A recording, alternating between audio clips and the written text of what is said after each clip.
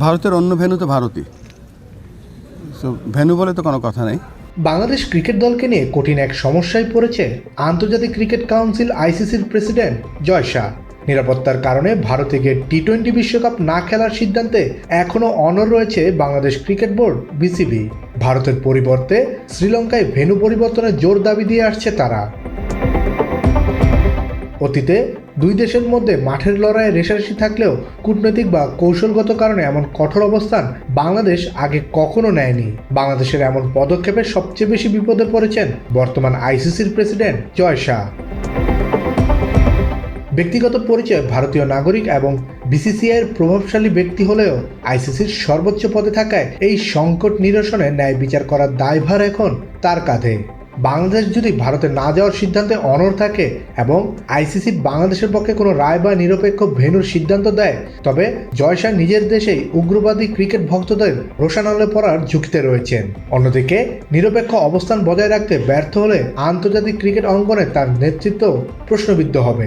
সব মিলিয়ে বাংলাদেশের এই শক্ত অবস্থানের কারণে জয় শাহকে এক চরম কূটনৈতিক ও ব্যক্তিগত অগ্নি পরীক্ষার মধ্যে ফেলে দিয়েছে। এদিকে দু একদিনের মধ্যেই জানা যাবে আইসিসি বাংলাদেশে দেওয়া চিঠির কি উত্তর দিয়েছে। তবে তার আগে ক্রিকেট ভিত্তিক ওয়েবসাইট ক্রিকবাজ এর তথ্য অনুযায়ী আইসিসি বিকল্প ভেন্যু খুঁজছে ঠিকই, কিন্তু বাংলাদেশের চাওয়া অনুযায়ী সেগুলো শ্রীলঙ্কায় হওয়ার সম্ভাবনা কম। আইসিসি এবং বিসিসিআই তামিলনাড়ু ক্রিকেট অ্যাসোসিয়েশন এবং কেরালা ক্রিকেট অ্যাসোসিয়েশনের সঙ্গে যোগাযোগ করেছে। বাংলাদেশের ম্যাচগুলো চেন্নাই এবং থিরুভানান্তপুরমে সরিয়ে নেওয়ার বিষয়টি খতিয়ে দেখা হচ্ছে। দুটি অ্যাসোসিয়েশনই ম্যাচগুলো আয়োজনের ইচ্ছা প্রকাশ করেছে। এসবের মাঝেই মঞ্চে হঠাৎ হাজির পাকিস্তান। দেশটির জিও টিভির এক খবরে বলা হয়েছে, বাংলাদেশ দলের ম্যাচগুলো আয়োজন করার আগ্রহ দেখিয়েছে পিসিবি।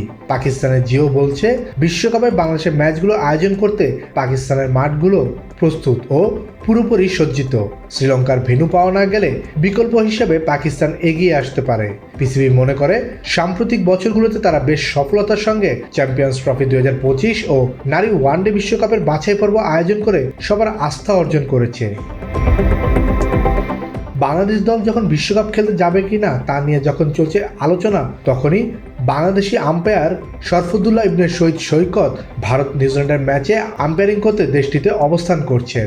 এই ঘটনাটি গণমাধ্যমে আসার পর টিভি আম্পায়ার হিসেবে সৈকতকে দেখে অনেকে নানাভাবে ব্যাখ্যা দিচ্ছে, যদিও নিয়ম অনুযায়ী এটিই স্বাভাবিক।